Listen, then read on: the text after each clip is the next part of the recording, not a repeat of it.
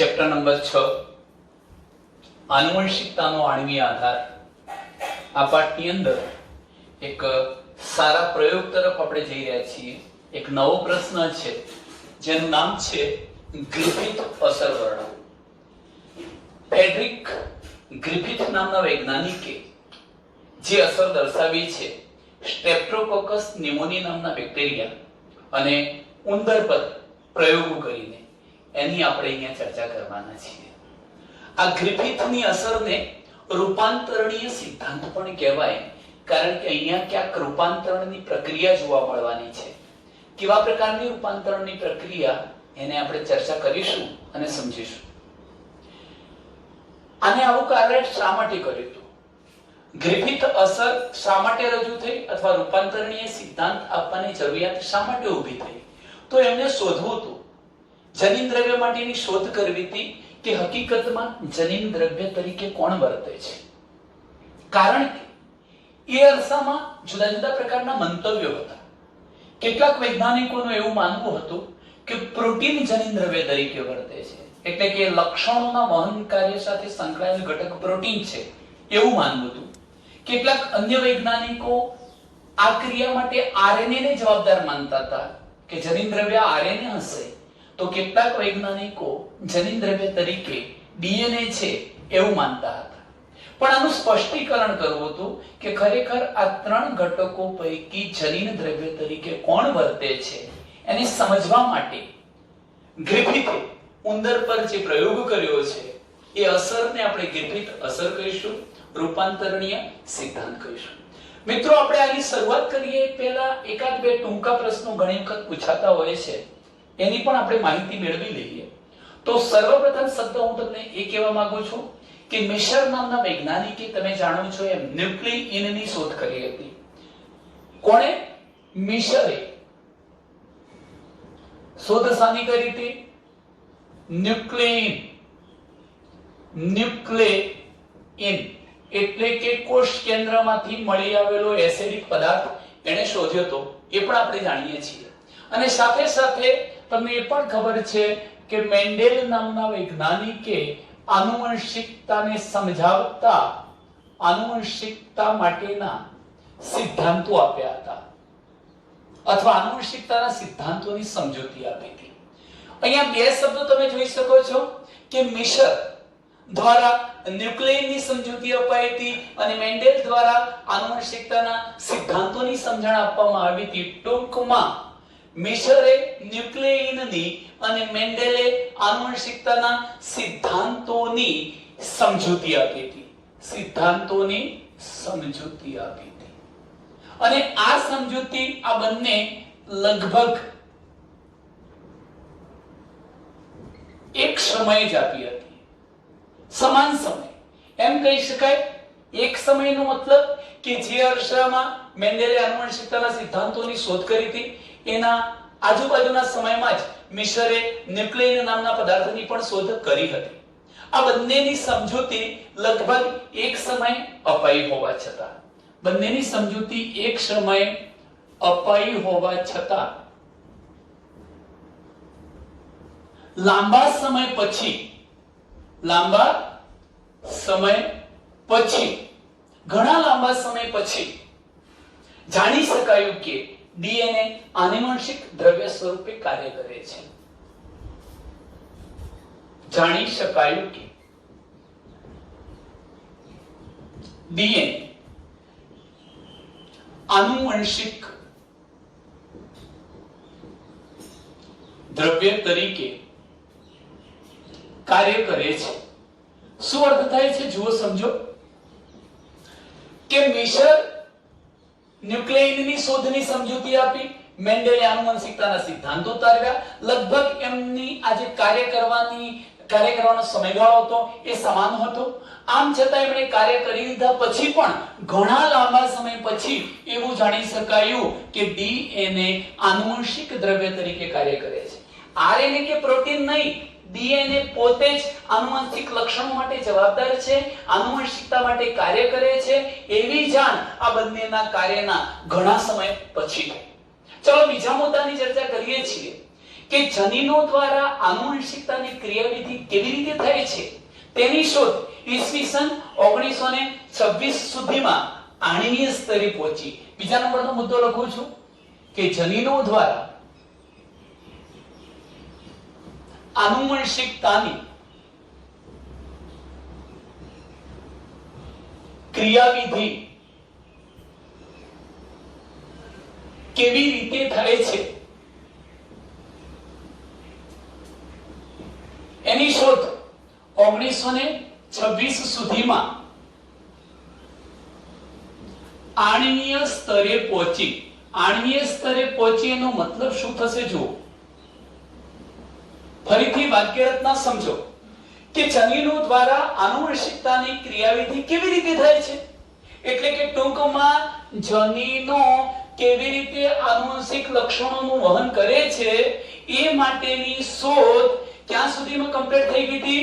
1926 સુધીમાં આણ્વીય સ્તરે પહોંચી. એનો મતલબ એવો થયો કે 1926 સુધીમાં એવી જાણકારી પ્રાપ્ત થઈ ચૂકી હતી કે જનીનો દ્વારા જે લક્ષણોનું વહન થાય છે સંતતિઓમાં, એ જનીનો ડીએનએ ના અણુ છે, ડીઓક્સીરિબોન્યુક્લિક એસિડ નામનો અણુ આના માટે જવાબદાર છે. તો આ 1926 સુધીમાં આણ્વીય સ્તરે આ માહિતી પહોંચી. આણ્વીય સ્તર પણ જાણી શકાયું કે એના માટે કયો અણુ જવાબદાર છે જનીનો દ્વારા, એટલે કે એ પણ ડીએનએ નો જ ભાગ છે, પણ જનીનો દ્વારા આનુવંશિક લક્ષણો સંતતિમાં વહન પામે છે એવી માહિતી પ્રાપ્ત તો થઈ, પણ એના માટે જવાબદાર અણુનું બંધારણ શું છે એ પણ 1926 સુધીમાં જાણી શકાયું. ચલો ત્યાર પછીના એક ક્લાસ ત્રીજા મુદ્દાની પહેલા ચર્ચા કરી લઈએ. અહીં તમે જોઈ શકો છો કે મેન્ડેલ, સટન અને મોર્ગન જેવા વૈજ્ઞાનિકોએ આનુવંશિકતાની ઘટનાને સમજાવતા જુદા જુદા પ્રયોગો કર્યા છે. કોણે કોણે? મેન્ડલે, સટને અને મોર્ગને. એમણે જે કંઈ શોધ કરી એ શોધના આધારે સ્પષ્ટ થઈ ગયું કે મોટાભાગના કોષોના કોષ કેન્દ્રમાં રંગસૂત્રો આવેલા છે. કોણ આવેલું છે? રંગસૂત્ર. પરંતુ વાસ્તવમાં કયો અણુ આનુવંશિક દ્રવ્ય છે તે પ્રશ્નનો જવાબ મળી શક્યો નહીં. કોની શોધના આધારે સ્પષ્ટ થયું હતું? મેન્ડેલ,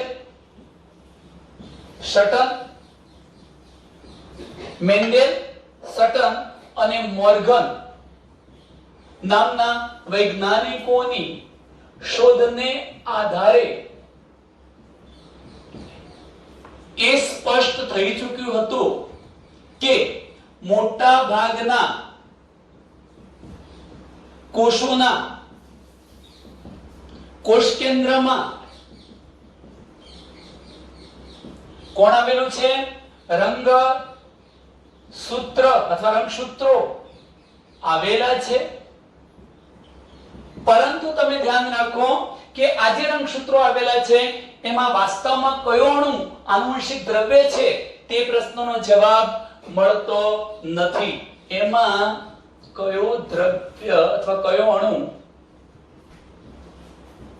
આનુવંશિક દ્રવ્ય તરીકે વર્તે છે એનો જવાબ મળતો નથી. શું અર્થ થાય છે જુઓ કે મેન્ડેલ, સટન અને મોર્ગને આનુવંશિકતાને સમજાવતા સંશોધનો કર્યા.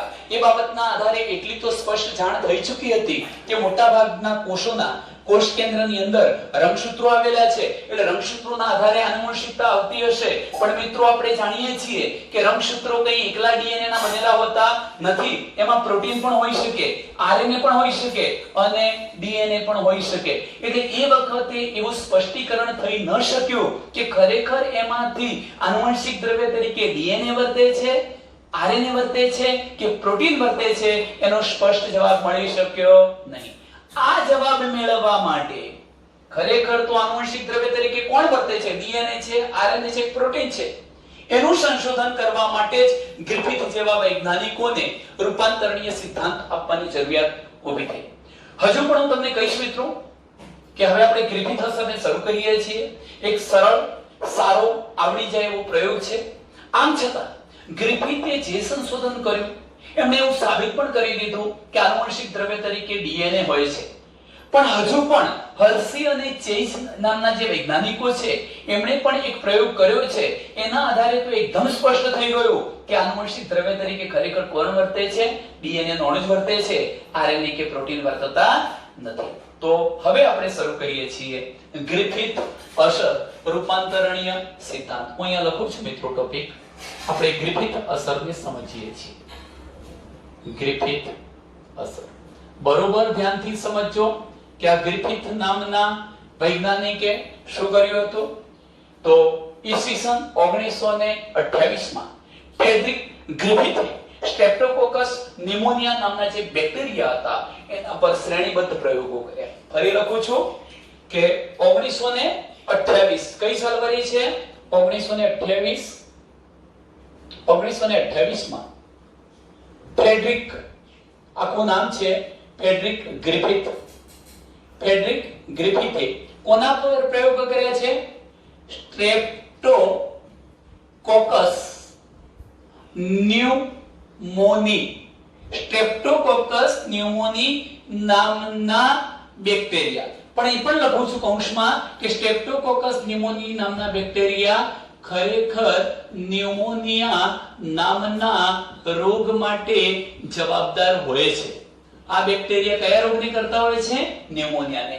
તો ગ્રિફિથ અસર સમજીએ છીએ. ઈસવીસન 1928 માં ફ્રેડરિક ગ્રિફિથ નામના વૈજ્ઞાનિકે સ્ટ્રેપ્ટોકોકસ ન્યુમોનિયા નામના જે બેક્ટેરિયા હતા જે ન્યુમોનિયા રોગ માટે જવાબદાર હતા,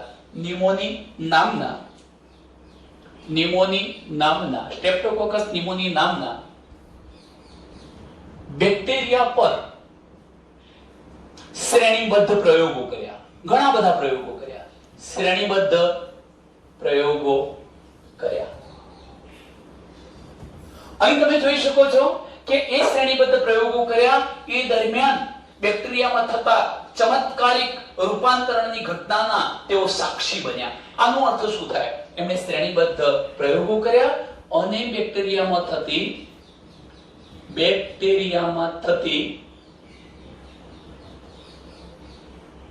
રૂપાંતરણીય ઘટનાના તેઓ સાક્ષી બન્યા. આનો અર્થ શું થાય છે?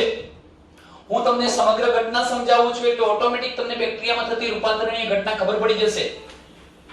ફ્રેડરિક ગ્રિફિથે 1928 માં સ્ટ્રેપ્ટોકોકસ નિમોની નામના બેક્ટેરિયા લીધા. ખરેખર તો આ બેક્ટેરિયા કયા રોગ માટે જવાબદાર છે? નિમોનિયા નામની બીમારી માટે, તાવ માટે જવાબદાર છે. આ નિમોનિયા નામના બેક્ટેરિયા પર એ પ્રયોગ કરતા હતા. બે જાતના બેક્ટેરિયા લીધા છે, એની પણ હું ચર્ચા કરું છું. તફાવત સ્વરૂપે હું તમને સમજાવીશ. પણ આ બંને જાતના જે બેક્ટેરિયા હતા એ બેક્ટેરિયાને લઈને એમણે રૂપાંતરણની ઘટના જોઈ. કે ધારો કે હું તમને કહીશ કે S જાતના બેક્ટેરિયા અને R જાતના બેક્ટેરિયા, તો મિત્રો એવું થતું હતું કે S જાતના બેક્ટેરિયા R જાતના બેક્ટેરિયામાં રૂપાંતરિત થઈ જતા હતા. તો એમણે એ પ્રયોગો દરમિયાન રૂપાંતરણીય ઘટના જોઈ બેક્ટેરિયામાં. એમ કહી શકાય કે તેઓ બેક્ટેરિયામાં રૂપાંતરણીય ઘટનાના સાક્ષી બન્યા. એટલે રૂપાંતરણની ઘટના એમણે જોઈ એમ કહી શકાય. હવે કેવા પ્રકારના એમણે બેક્ટેરિયા લીધા છે હું એ પણ વાત કરી દઉં. ધ્યાન રાખજો કે 1928 માં ફ્રેડરિક ગ્રિફિથે સ્ટ્રેપ્ટોકોકસ નિમોની જે નિમોનિયા નામના રોગ માટે જવાબદાર હતા એવા બેક્ટેરિયા પર શ્રેણીબદ્ધ પ્રયોગો કર્યા છે અને બેક્ટેરિયામાં રૂપાંતરણીય ઘટનાનો અભ્યાસ કર્યો. રૂપાંતરણીય ઘટના જોઈ સાક્ષી બન્યા. હવે તેમણે શું કર્યું? હું અહીંયા શબ્દ લખું છું સ્ટ્રેપ્ટોકોકસ નામના બેક્ટેરિયા. આ સ્ટ્રેપ્ટોકોકસ ન્યુમોની નામના જે બેક્ટેરિયા હતા એને સંવર્ધન માધ્યમમાં ઉછેરવામાં આવ્યા. મિત્રો તમે એ પણ જાણતા હશો કલ્ચર, સંવર્ધન માધ્યમ, કલ્ચર મીડિયેટર એ શું છે? બેક્ટેરિયાને પૂરતા પ્રમાણમાં પોષણ આપે જેના કારણે બેક્ટેરિયા પોતકોષ વિભાજનની ક્રિયા દ્વારા પોતાની સંખ્યામાં વધારો કરી શકાય એવું કલ્ચર છે, સંવર્ધન માધ્યમ. તો જ્યારે સ્ટ્રેપ્ટોકોકસ ન્યુમોનીને સંવર્ધન માધ્યમમાં અથવા સંવર્ધન પ્લેટમાં ઉછેરવામાં આવ્યા ત્યારે એમણે એક બાબતની નોંધ લીધી કે એમને બે પ્રકારના બેક્ટેરિયા જોવા મળતા હતા. એનો મતલબ એવો થયો કે આ જે સ્ટ્રેપ્ટોકોકસ ન્યુમોની નામના બેક્ટેરિયા હતા એની બે જાત હતી. કેટલી જાત હતી? બે જાત. કઈ કઈ બે જાત છે? તો હું એમાંથી એક શબ્દ લખું છું. હતા તો સ્ટ્રેપ્ટોકોકસ ન્યુમોની જ. સ્ટ્રેપ્ટોકોકસ ન્યુમોની, અહીં પણ લખું છું સ્ટ્રેપ્ટોકોકસ ન્યુમોની. સ્ટ્રેપ્ટોકોકસ ન્યુમોનીની બે જાતમાં એક જાત એવી હતી, એક જાતના સ્ટ્રેપ્ટોકોકસ ન્યુમોની એવા હતા જેને આપણે એસ સ્ટ્રેન કહીએ છીએ, એસ સ્ટ્રેન, એસ જાતના. અને બીજી સ્ટ્રેન, બીજા સ્ટ્રેપ્ટોકોકસ ન્યુમોનીની બીજી જે જાત હતી એ આર સ્ટ્રેન હતી, આર સ્ટ્રેન, સ્ટ્રેન જાત, આર જાત. ટૂંકમાં સ્ટ્રેપ્ટોકોકસ ન્યુમોનીને જ્યારે સંવર્ધન માધ્યમમાં ઉછેરવામાં આવ્યા, એમણે બે પ્રકારની જાત જોઈ કે સ્ટ્રેપ્ટોકોકસ ન્યુમોની એસ સ્ટ્રેન વાળા હતા, એસ પ્રકારની જાત હતી, અને સ્ટ્રેપ્ટોકોકસ ન્યુમોનીની આર સ્ટ્રેન એટલે આર જાત હતી. એસ નો મતલબ થાય છે મિત્રો, જોજો હું ધારો કે અહીંયા દોરું પણ છું, મેં આ એક બેક્ટેરિયા દોર્યા છે, આ બેક્ટેરિયા છે, હું એને એસ જાતના સ્ટ્રેપ્ટોકોકસ ન્યુમોની કહીશ. કેમ? કારણ કે આવા બેક્ટેરિયાના શરીરની ફરતે, આવા બેક્ટેરિયાની ફરતે જે આવરણ આવેલું છે એ આવરણ પોલિસેકેરાઇડનું બનેલું હતું. શાનું બનેલું હતું? પોલિસેકેરાઇડનું બનેલું હતું. અને એ પોતે ચળકતા અને સુંવાળી સપાટી વાળા અથવા લીસી સપાટી વાળા હતા.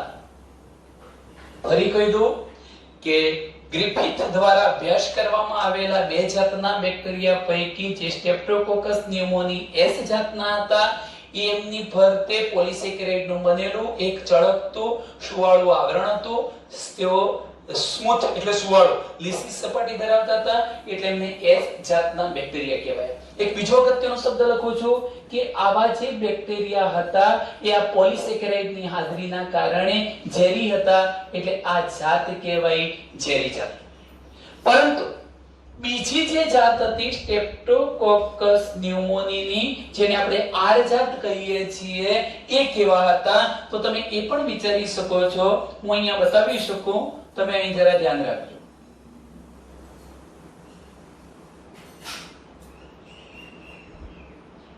તમે જોઈ શકો છો કે આ જે બેક્ટેરિયા હતા એ બેક્ટેરિયાની જે સપાટી હતી એ બેક્ટેરિયાની સપાટી કેવી હતી, અહીં તમે જુઓ. આ બેક્ટેરિયાની જે સપાટી હતી એ સુવાળી નહોતી, પણ એની ફરતે ખરબચડી સપાટી હતી. કેવી? ખરબચડી, રફ, અને એના પરથી આ શબ્દ આવ્યો, ખરબચડી સપાટી ધરાવતા હતા. સાથે સાથે એ પણ કહી દઉં કે એમાં પોલિસેકેરાઇડની ગેરહાજરી હતી, એટલે પોલિસેકેરાઇડનું બનેલું આવરણ નહોતું, અને તેથી આ જાત ઝેરી ન હોતા બિનઝેરી, ઝેર વગરની જાત હતી, બિનઝેરી જાત. આનો સાદો અર્થ તો એવો થાય કે જો આપણે કોઈ સજીવ પર સ્ટ્રેપ્ટોકોકસ ન્યુમોનીની એસ જાત વડે એ જાતને આપણે ઇન્ફેક્શન લગાડીએ છીએ તો એ જાતમાં ન્યુમોનિયા નામનો રોગ થાય, તાવ આવે, આ સ્વાભાવિક છે. પરંતુ હું જો કોઈ પણ પ્રાણી પર સ્ટ્રેપ્ટોકોકસ ન્યુમોની આર જાતના બેક્ટેરિયાનું આક્રમણ ચલાવું, એને ઇન્ફેક્ટેડ કરું, તો એ વ્યક્તિને ન્યુમોનિયા નામનો રોગ થાય નહીં. હવે ગ્રિફિથે શું કર્યું કે આ બંને જાતના જે બેક્ટેરિયા હતા એ બેક્ટેરિયાનો ઉપયોગ કરીને બનાવેલું જે ઇન્જેક્શન હતું એ ઇન્જેક્શન ઉંદરને આપ્યું. એટલે ટૂંકમાં સ્ટ્રેપ્ટોકોકસ ન્યુમોનિયાની બંને જાતની અસર શું થાય છે ઉંદર પર એ સમજવા માટે ગ્રિફિથે ઉંદર પર પ્રયોગ કર્યા. કેવા પ્રયોગ કર્યા હું એની તમને થોડીક માહિતી આપી દઉં છું મિત્રો. અહીંયા 4 પોઈન્ટ લખું છું. ચાલો, 4 પ્રયોગ, જુદા જુદા 4 પ્રયોગ કર્યા છે. હું 4 જુદા જુદા પ્રયોગની સમજૂતી આપું છું, તમે એનું પરિણામ જાતે મેળવી શકશો. પહેલા એસ સ્ટ્રેન લીધી. કઈ? S strain. એસ સ્ટ્રેન એટલે કઈ? ઝેરી જાત. કઈ લીધી?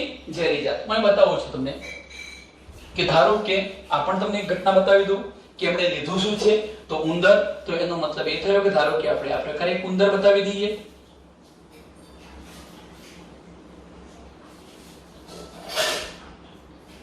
આ પ્રકારે હું એક રચના બતાવું છું.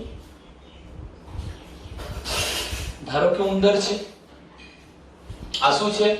ઉંદર. હવે આ ઉંદર પર પ્રયોગ કરવામાં આવ્યા. એના માટે શું કર્યું? એમણે સ્ટ્રેપ્ટોકોકસ ની જે એસ જાત હતી, એસ સ્ટ્રેન હતી, એ બેક્ટેરિયાને લીધા અને એ બેક્ટેરિયાને લઈને એ બેક્ટેરિયા વાળો એક ઇન્જેક્શન બનાવ્યું. એ ઇન્જેક્શન ને આપણે આ રીતે બતાવી દઈએ છીએ. ધારો કે આ એસ સ્ટ્રેન જાત ધરાવતું એક શું છે ઇન્જેક્શન, કે આ ઇન્જેક્શન ની અંદર જે રસાયણ ભરેલું, દવા ભરેલી છે એ શું છે, એમાં એસ સ્ટ્રેન બેક્ટેરિયા છે. હવે સમજો બરોબર ધ્યાનથી. હું પ્રથમ પ્રયોગ બતાવું છું. એવા 4 પ્રયોગ આપણે બતાવવા છે, બિલકુલ નાના છે. પહેલામાં એસ સ્ટ્રેન, કઈ એસ સ્ટ્રેન એટલે એસ જાતના જે બેક્ટેરિયા હતા, ઝેરી બેક્ટેરિયા, એમાંથી બનાવેલું ઇન્જેક્શન કોને આપવામાં આવ્યું? ઉંદરને. એટલે હું એમ કહી શકું એસ સ્ટ્રેન નો ઉંદરમાં અંતઃક્ષેપણ કરાવ્યું. અંતઃક્ષેપણ એટલે એસ સ્ટ્રેનના એસ સ્ટ્રેન ધરાવતા જે બેક્ટેરિયા હતા એ ઇન્જેક્શન ઉંદરને આપવામાં આવ્યું. પરિણામ શું મળ્યું? પરિણામ કેવું મળે તમે જોઈ શકો છો કે એસ સ્ટ્રેન પોતે પોલિસેકેરાઇડનું આવરણ ધરાવતી હતી, ઝેરી જાત હતી. આ ઝેરી જાતના બેક્ટેરિયાથી બનેલું ઇન્જેક્શન જ્યારે ઉંદરને આપવામાં આવ્યું તો સ્વાભાવિક છે ઉંદર મૃત્યુ પામ્યા. ઉંદરનું શું થયું? મૃત્યુ. ઉંદર મૃત્યુ પામ્યા છે. કેમ મૃત્યુ પામ્યા? એને શું થયું? ન્યુમોનિયા નામનો તાવ આવ્યો, ન્યુમોનિયા નામની બીમારી થઈ. એના કારણે ઉંદરો કેવા થઈ ગયા? મૃત બની ગયા. એનો મતલબ એ થયો કે આ જીવંત ઉંદર છે એટલે સીધો છે એમ સમજી લો. પણ જો મારે આ જ ઘટનાને બતાવવી છે, હું ઉલટી સ્થિતિ બતાવી દઉં આ પ્રકારે. તમને મિત્રો અહીં જોઈ શકો છો કે હું આ પ્રકારની નાની એક આકૃતિ, ઉલટી આકૃતિ દોરું છું અને એને આપણે આવી રીતે દોરવાનો પ્રયત્ન કરીએ છીએ. ઉલટી આકૃતિ એટલે ઊંધો ઉંદર બતાવવો છે તો આ પ્રકારની ઘટના આપણે બતાવી શકીએ. નાની જ આકૃતિ દોરું છું મિત્રો, એટલે સરળતાથી તમે સમજી જઈ શકો. આ જે ઉંદર છે એ શું થયો? મૃત્યુ પામ્યો, મૃત થઈ ગયો, જીવંત રહી શક્યો નહીં. ચાલો એક પ્રયોગ. બીજો પ્રયોગ તમે જોઈ શકો છો. બીજો પ્રયોગ કરવામાં આવે મિત્રો, આવો જ બીજો પ્રયોગ, પરંતુ એમાં એસ સ્ટ્રેન ન લેવામાં આવી, આર સ્ટ્રેન એટલે કે ખરબચડી સપાટી વાળા બિનઝેરી બેક્ટેરિયાનું ઇન્જેક્શન બનાવવામાં આવ્યું. એટલે આર સ્ટ્રેન લેવામાં આવી. આર સ્ટ્રેન બેક્ટેરિયાનું ઇન્જેક્શન ઉંદરમાં અંતઃક્ષેપણ કરાવવામાં આવ્યું. આ બેક્ટેરિયાનું બનેલું ઇન્જેક્શન ઉંદરને આપવામાં આવ્યું તો શું ઘટના જોવા મળે? ચલો, મને કોઈ બિનઝેરી હતા, ન્યુમોનિયા નામનો રોગ થાય નહીં, એટલે ઉંદર કેવા રહ્યા? જીવંત રહ્યા. હું લખી શકું ઉંદર જીવંત રહ્યા. જીવંત રહ્યા નો મતલબ આપણે એને આકૃતિમાં બતાવી છે, સીધી આકૃતિ બતાવી દઈશું એટલે આપણને ખબર પડી જાય કે આ ઉંદર કેવા રહ્યા છે? જીવિત રહ્યા છે. એટલે આપણે આ પ્રકારની ઘટના બતાવી દઈશું. અહીંથી આ પ્રકારની ઘટના બતાવી દઈએ. આ ઉંદર કેવા રહ્યા? જીવિત રહ્યા, મૃત્યુ પામ્યા નહીં. હવે એક ત્રીજો પ્રયોગ કરવામાં આવ્યો. ત્રીજા પ્રયોગમાં શું કરવામાં આવ્યું છે એ જરા ધ્યાન રાખો. લેવામાં આવ્યા તો એસ સ્ટ્રેન એટલે કયા? ઝેરી જાતના એસ સ્ટ્રેન બેક્ટેરિયાથી બનાવેલું ઇન્જેક્શન. પણ ફેર શું હતો? આ એસ સ્ટ્રેન એટલે કે એસ જાતના જે ઝેરી બેક્ટેરિયા હતા એનું જ એક ઇન્જેક્શન ઉંદરને આપવામાં આવ્યું. એટલે અંતઃક્ષેપણ કરાવવામાં આવ્યું. પણ કેવું એ સમજી લો. એસ એ ઝેરી જાત હતી, ઝેરવાળા હતા, પરંતુ એને ગરમી આપીને ગરમીથી એ બધા જ બેક્ટેરિયાને કેવા કરી દેવામાં આવ્યા હતા? મૃત. ચલો અહીંયા આપણે ત્રીજી જાત કઈ લઈએ છીએ? એસ સ્ટ્રેન, એસ જાતના ઝેરી હતા. હવે ઝેરી બેક્ટેરિયા હતા અને જો ઉંદરમાં અંતઃક્ષેપણ દ્વારા ઝેરી બેક્ટેરિયાનું ઇન્જેક્શન આપવામાં આવે તો ઉંદર ખરેખર મૃત્યુ પામવા જોઈએ. પરંતુ એ વૈજ્ઞાનિકોએ શું કર્યું? એસ જાતના ઝેરી જે બેક્ટેરિયા હતા એને બધાને ગરમીથી મૃત કરી દીધા, મારી નાખ્યા, નિષ્ક્રિય કરી દીધા. તો આપણે વિચારી શકીએ છીએ કે ઇન્જેક્શનમાં ભરવામાં આવેલું જે મટીરીયલ્સ છે એની અંદર એસ જાતના મારી નાખેલા, નબળા કે નિષ્ક્રિય કરી નાખેલા બેક્ટેરિયા હોય અને પછી એનું ઇન્જેક્શન ઉંદરને આપવામાં આવે તો શું ઉંદરને ન્યુમોનિયા નામનો રોગ થાય ખરો? ના. અને તેથી ઉંદર કેવા રહે? જીવંત. એટલે ઉંદર જીવતા રહ્યા. તો એસ સ્ટ્રેઇન એસ જાતના ઝેરી બેક્ટેરિયા પરંતુ ગરમીથી મારી નાખેલા બેક્ટેરિયાને ઉંદરમાં અંતઃક્ષેપણ કરાવવામાં આવ્યું ત્યારે ઉંદર કેવા રહ્યા? જીવંત રહ્યા, મૃત્યુ પામ્યા નહીં. એનો મતલબ ફરી આપણે આવી જે આકૃતિ દોરી દઈએ કે આ ધારો કે ઉંદર છે પરંતુ કેવી સ્થિતિમાં છે? જીવંત સ્થિતિમાં. ઉંદર જીવંત સ્થિતિમાં રહ્યા. એક ચોથી કન્ડિશન તમને છેલ્લી કન્ડિશન બતાવું છું. હવે શું કર્યું? આપણા માટે આ પોઈન્ટ મહત્વનો છે જેના આધારે જ આપણે રૂપાંતરણીય ઘટના અથવા ગ્રિફિથ અસર રૂપાંતરણીય સિદ્ધાંત તારવીએ છીએ. ચોથી ઘટનામાં તેઓએ શું કર્યું? એસ સ્ટ્રેઇન લીધા પણ ગરમીથી મારી નાખેલા. ચાલો શબ્દ લખું છું. એસ સ્ટ્રેઇન બેક્ટેરિયા લીધા પરંતુ કૌંસમાં લખીશું કેવા? ગરમીથી મૃત મારી નાખેલા. અને સાથે સાથે એનું મિશ્રણ કોની સાથે કરવામાં આવ્યું છે? એસ સ્ટ્રેઇન બેક્ટેરિયા સાથે, સોરી આર સ્ટ્રેઇન બેક્ટેરિયા સાથે. કોની સાથે? આર સ્ટ્રેઇન બેક્ટેરિયા સાથે. અને આ આર સ્ટ્રેઇન બેક્ટેરિયા કેવા રાખ્યા? એને જીવંત રાખ્યા. પરિસ્થિતિ શું થવી જોઈતી હતી? જ્યારે એને ઉંદરમાં અંતઃક્ષેપણ કરાવવામાં આવ્યું ત્યારે રિઝલ્ટ શું મળ્યું? તો ઉંદર મૃત્યુ પામ્યા. શું થયું? ઉંદરનું મૃત્યુ થયું. ઉંદર મૃત્યુ પામ્યા. એટલે પહેલા જેવી જ આકૃતિ આપણે દોરી દઈએ જેમ કે આ પ્રકારે બતાવીશું મિત્રો. આ રીતે આ પ્રકારની આપણે આકૃતિ દોરી શકીએ. ઉંદર મૃત બની ગયા. કેમ આવું થયું? બરોબર જરા ધ્યાન રાખજો. જો એસ્ટ્રેઇન બેક્ટેરિયા લઈએ છીએ, ગરમીથી મારી નાખીએ છીએ તો ઉંદર કેવા રહેવા જોઈતા હતા?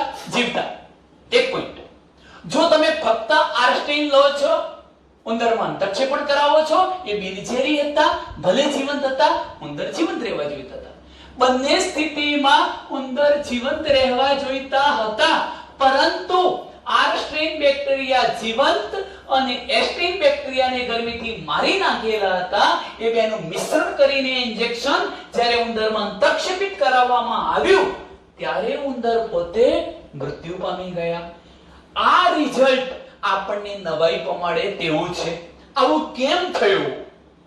ગ્રિફિથે તારણ કાઢ્યો કે આર સ્ટ્રેઇન બેક્ટેરિયા કોઈ પણ રીતે ગરમીથી મૃત કરાયેલા. જો શું તારણ કાઢ્યું? આ પરથી લખું છું અહીંયા કે આ પરથી ગ્રિફિથે તારણ કાઢ્યું કે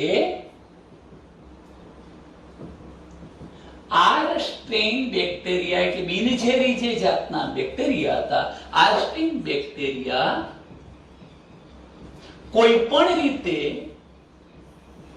ગરમીથી મારી નાખેલા, ગરમીથી મારી નાખેલા કયા? એસ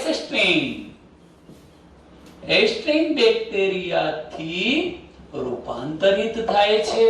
ફરી સમજો. ગ્રિફિથે શું તારણ કાઢ્યું કે R strain bacteria, R strain bacteria એટલે કયા બેક્ટેરિયા?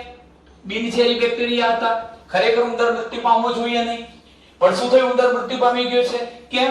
આર સ્ટ્રેઇન બેક્ટેરિયામાં શું થયું? કોઈ પણ રીતે ગરમીથી મારી નાખેલા જે એસ સ્ટ્રેઇન બેક્ટેરિયા હતા એ એસ સ્ટ્રેઇન બેક્ટેરિયા દ્વારા રૂપાંતરિત થઈ ગયા. એસ સ્ટ્રેઇન બેક્ટેરિયા દ્વારા રૂપાંતરિત થયા. શામાં રૂપાંતરિત થયા? જુઓ, રૂપાંતરિત થયા એનો મતલબ એ જ સિદ્ધાંતને રૂપાંતરણીય સિદ્ધાંત કહેવાયો.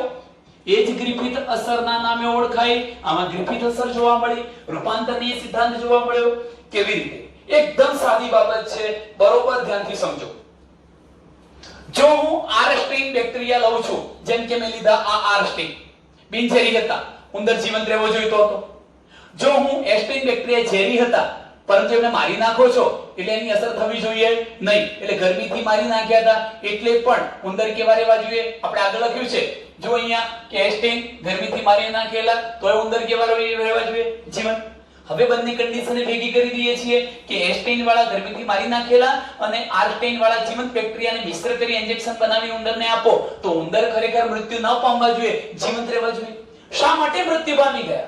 આ ઘટના એવું બતાવે છે, હું એકદમ ઇન શોર્ટ લખું છું કે આ આરસ્ટેન જે બેક્ટેરિયા હતા ખરેખર બિનઝેરી હતા, પરંતુ એ એસ સ્ટ્રેન એટલે જે ઝેરી જાત હતી એના દ્વારા રૂપાંતરિત થઈ ગયા. રૂપાંતરિત થયા એટલે જે આ બિનઝેરી હતા એ બિનઝેરી પણ ઝેરી જાતમાં ફેરવાયા. તમને પ્રશ્ન પણ થશે કે આવું કેમ થયું? કયા બેક્ટેરિયા રૂપાંતરિત થઈ ગયા હતા? કયા? આરસ્ટ્રીન ખરબચડી સપાટી વાળા પોલિસેકેરાઇડ નું આવરણ ન હોય એવા હતા. ખરેખર એ ઉંદરને અસર કરવા જ ના જોઈએ, પરંતુ જ્યારે આ બંનેનું મિશ્રણ કરવામાં આવ્યું, ભલે આ મરી ગયેલા મૃત હતા પણ એમના દ્વારા મરી ગયેલા મૃત બેક્ટેરિયાનું કોઈક એવું દ્રવ્ય હશે કે જે દ્રવ્યની અસર હેઠળ આ આરસ્ટીન બેક્ટેરિયા જે બિનઝેરી હતા એ શામાં ફેરવાઈ ગયા? ઝેરી જાતમાં રૂપાંતરણ થઈ ગયું. આ ઘટનાને ગ્રિફિથ અસર, રૂપાંતરણીય અસર કહેવાય. આવું કેમ થયું? હું તમને એક સાદી બાબત સમજાવું છું, જરા અહીં ધ્યાન રાખજો મિત્રો. ઇન મારે ઇન શોર્ટ કહેવું હોય તમને તો એવું કહી શકું કે ભલે જાત કઈ હતી? એસ્ટ્રીન જાત હતી. હવે હું લખું છું અહીંયા, મેં જાત લીધી એસ સ્ટ્રીન. કેવી જાત હતી? આ ઝેરી જાત. પણ આ બેક્ટેરિયા કેવા હતા? ગરમીથી મારી નાખેલા એટલે નિષ્ક્રિય થઈ ગયા હતા. આમ છતાં આ બેક્ટેરિયાનું કોઈક દ્રવ્ય, ધારો કે હું આવું એક દ્રવ્ય બતાવી દઉં છું, એ તો પાછળથી ખબર પડી કે આ ડીએનએ હતું, પણ કોઈક દ્રવ્ય શામાં દાખલ થઈ ચૂક્યું હતું? શામાં દાખલ થઈ ચૂક્યું હતું? એસ સ્ટ્રેન જાતમાં દાખલ થઈ ગયું હતું. હવે આ જનીન દ્રવ્ય હતું કોનું?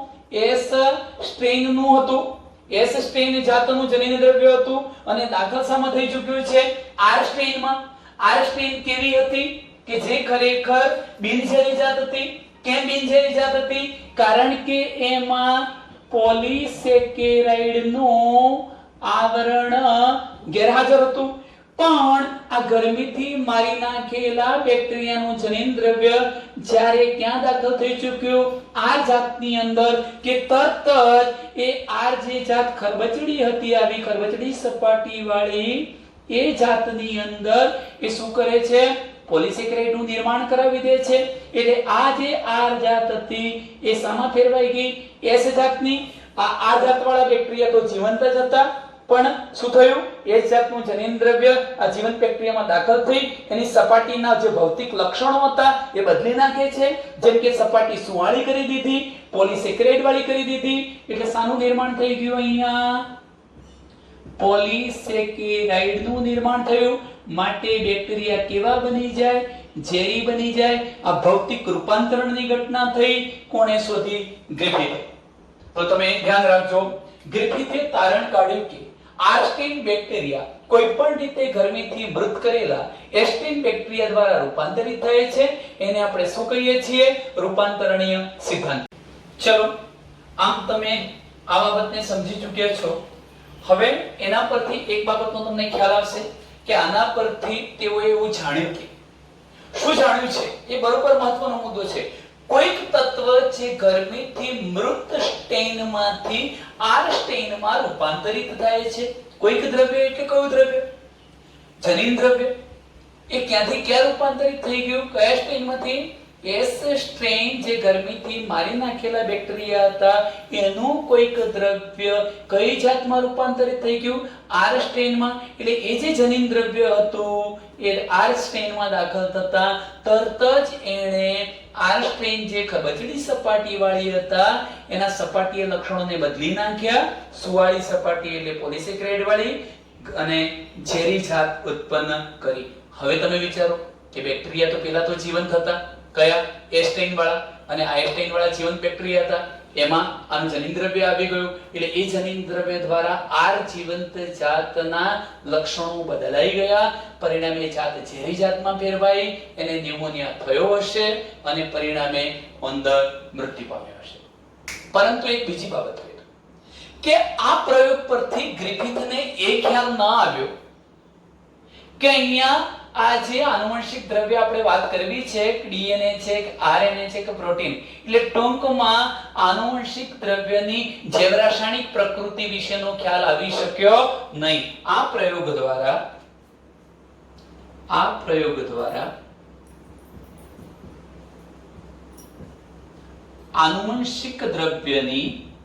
આનુવંશિક દ્રવ્યની જૈવરાસાયણિક પ્રકૃતિ શું છે એ પ્રકૃતિ વિશે જાણી શકાતું નથી. ફક્ત એટલું જ જાણી શકાયું કે કોઈક એવું દ્રવ્ય છે કે જે દ્રવ્ય ઝેરી જાતમાંથી બિનઝેરી જાતમાં દાખલ થયું અને બિનઝેરી જાતને ઝેરી જાતમાં ફેરવી દીધી. માત્ર આટલું જ જાણી શકાયું. પણ આ પ્રયોગથી આનુવંશિક દ્રવ્યની જૈવરાસાયણિક પ્રકૃતિ શું છે, એટલે કે શું આનુવંશિક દ્રવ્ય ડીએનએ છે, શું આનુવંશિક દ્રવ્ય આરએનએ છે, કે પછી શું આનુવંશિક દ્રવ્ય તરીકે પ્રોટીન વર્તે છે, એ જાણી શકાતો નથી. હવે શું જાણવું હતું કે આનુવંશિક દ્રવ્ય તરીકે ડીએનએ વર્તે, પ્રોટીન વર્તે કે આરએનએ વર્તે, એ જાણવા માટે કોણે પ્રયોગ કર્યા? 3 વૈજ્ઞાનિકોએ.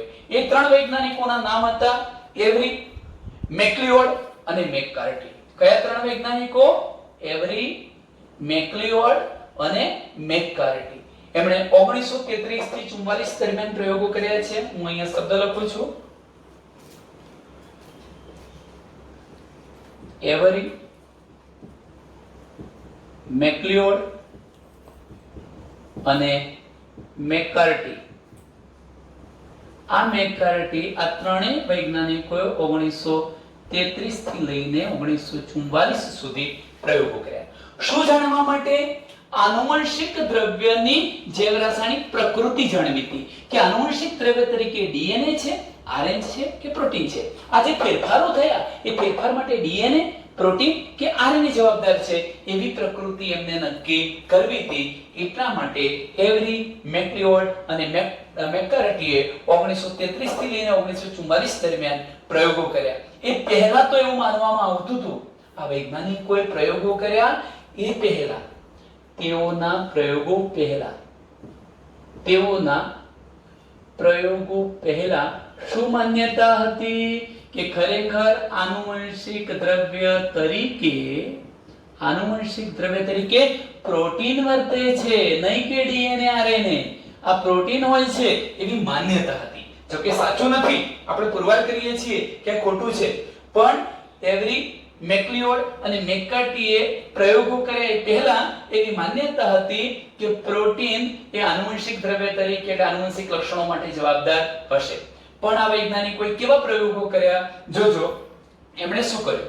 ગ્રિફિથના પ્રયોગોના આધારે રૂપાંતર સિદ્ધાંતની જૈવરાસાયણિક પ્રકૃતિ નક્કી કરવી હતી કે જનીન દ્રવ્ય તરીકે આરએનએ હોય, ડીએનએ હોય કે પ્રોટીન, એ નક્કી કરવા માટે તેઓએ કાર્ય કર્યું. કયા 3 વૈજ્ઞાનિકો? એવરી, મેક્લિઓડ અને મેકકાર્ટી. હવે એમણે ગરમીથી મૃત એશ કોષોમાંથી, જો ચાલો હવે એમનું કાર્ય શરૂ કરીએ છીએ. એમણે શું કર્યું? ગરમીથી મારી નાખેલા કઈ જાતના બેક્ટેરિયા લીધા હતા? એસ જાતના બેક્ટેરિયા. આ એસ જાતના બેક્ટેરિયા એનું શુદ્ધિકરણ કર્યું. એમાંથી શુદ્ધિકરણ કરીને 3 ઘટકો અલગ તારવ્યા. શુદ્ધિકરણની પ્રક્રિયા દ્વારા એ બેક્ટેરિયાના જનીન દ્રવ્યમાં રહેલા 3 ઘટકોમાં પ્રોટીન, આરએનએ અને ડીએનએ ને તારવ્યા, અલગ તારવ્યા. એનો મતલબ કે ગરમીથી મારી નાખેલા બેક્ટેરિયાના જનીન દ્રવ્યનું એમણે પૃથ્થકરણ કર્યું, શુદ્ધિકરણ કર્યું અને જોયું કે એમાં તો પ્રોટીન પણ છે, આરએનએ પણ છે અને ડીએનએ છે. આ 3 ઘટકમાંથી કયો ઘટક આનુવંશિકતા માટે જવાબદાર હશે એ એમને નક્કી કરવું હતું. એટલે એમણે શું કર્યું? સર્વપ્રથમ આ પ્રોટીનનું પાચન કરી જાય તેવો પ્રોટીએજ ઉત્સેચક વાપર્યો. એવી રીતે આરએનએ નું પાચન કરી જાય એવો RNase નામનો ઉત્સેચક વાપર્યો. કયો? RNase ઉત્સેચક વાપર્યો. પ્રોટીનનું પાચન કરે એવો પ્રોટીન વાપર્યો અને RNA નું પાચન કરી જાય એવો RNase ઉત્સેચક વાપર્યો. આ ઉત્સેચક વાપરવાથી શું થાય? આ ઉત્સેચક વાપરવાથી શું થાય એ ઘટના જોજો કે ગરમીથી મારી નાખેલા જે S જાતના બેક્ટેરિયા હતા એના જનીનદ્રવ્યના બંધારણમાં રહેલા RNA નું પાચન થઈ જાય અને બીજા કયા ઘટકનું પાચન થઈ જાય? પ્રોટીનનું પાચન થઈ જાય. બચ્યું કોણ? DNA. અને હવે જોયું, હવે બેક્ટેરિયાનું ઇન્જેક્શન આ મિશ્રણ કરીને આપ્યું. ચોથું એસ્ટિન R જાતનું. પરંતુ ગરમીથી મારી નાખેલામાં કયા બે ઘટકોનો નાશ કરી દીધો ઉત્સેચકો દ્વારા? પ્રોટીન અને બીજા કયા ઘટકોનો નાશ કર્યો છે? અહીંયા તમે જોઈ શકો છો RNA. બાકી કોણ બચ્યું? DNA. તોય ઉંદર કેવા થઈ ગયા? મૃત પામ્યા. રૂપાંતરણની ઘટના અવરોધાઈ નહીં, રૂપાંતરણની ઘટના જોવા મળી. તો એના પરથી તો તમે ડેફિનેટલી એવું કહી શકો, ચોક્કસપણે એવું કહી શકો કે ખરેખર આનુવંશિક દ્રવ્ય તરીકે કોણ વર્તતું હશે? DNA. એક બીજો પ્રયોગ એમણે એવો કર્યો કે હવે આ બેને રવા દીધા, RNA અને પ્રોટીનને રવા દઈને જે ગરમીથી મારી નાખેલા બેક્ટેરિયાની S જાત હતી એમાં DNA ને પચાવી નાખે એવા DNase નામના ઉત્સેચકનો ઉપયોગ કર્યો. DNA નું પાચન કરી નાખ્યું, DNA રહ્યું નહીં. અને પછી એના બંધારણમાં, એના જનીનદ્રવ્યના બંધારણમાં કયા બે ઘટકો બાકી રાખ્યા? RNA અને પ્રોટીન. અને પછી એમણે જોયું તો ઉંદર કેવા રહ્યા? જીવિત રહ્યા. એટલે કે રૂપાંતરણની પ્રક્રિયા અવરોધાઈ ગઈ, રૂપાંતરણ જોવા મળ્યું નહીં. એના આધારે તો 100% એવું કહી શકાય, એવરી મેક્લિઓડ અને મેકકાર્ટિનના સંશોધનના આધારે એવું સાબિત થાય કે જે આનુવંશિક દ્રવ્ય હતું એની જૈવરાસાયણિક પ્રકૃતિ શું છે? DNA. એ અણુ કયો હતો? DNA. તો હવે હું લાસ્ટ બાબત તમને કહી દઉં છું કે તેઓએ આ બાબતની પણ શોધ કરી કે પ્રોટીનનું પાચન કરતો પ્રોટીએજ ઉત્સેચક, RNA નું પાચન કરતો RNase ઉત્સેચક આ રૂપાંતરો પર અસર કરી શકતો નથી. એટલા માટે રૂપાંતરિત પદાર્થ કયો હોવો જોઈએ? RNA કે પ્રોટીન નહીં, પણ DNA હોવો જોઈએ. હવે DNA દ્વારા પાચનથી આ રૂપાંતરની પ્રક્રિયા શું થઈ ગઈ હતી? અટકી ગઈ હતી. એના પરથી સ્પષ્ટ થાય છે કે DNA રૂપાંતરણ માટે જવાબદાર છે. DNA જનીન દ્રવ્ય છે. શું સાબિત થાય છે? DNA જનીન દ્રવ્ય છે. પણ મોટા ભાગના વૈજ્ઞાનિકો એને સ્વીકારતા નથી. મોટા ભાગના વૈજ્ઞાનિકોએ આ બાબત ન સ્વીકારી. પણ હવે હું તમને કહીશ નેક્સ્ટ વિડિયો લેક્ચરમાં કે જે આપણે હર્સી અને ચેઝનો પ્રયોગ જોઈશું એના આધારે તો આપણે 100% કહી શકીએ કે DNA જ જનીન દ્રવ્ય છે, બીજું કોઈ આનુવંશિક દ્રવ્ય નથી. એટલે મોટાભાગના વૈજ્ઞાનિકો જે બાબત સ્વીકારતા નતા, સહમત નતા થતા, એ પણ હર્સી અને ચેઝના પ્રયોગના આધારે સહમત થઈ જાય છે. મિત્રો આપણે અહીંયા આટલે અટકીશું. અસ્તુ.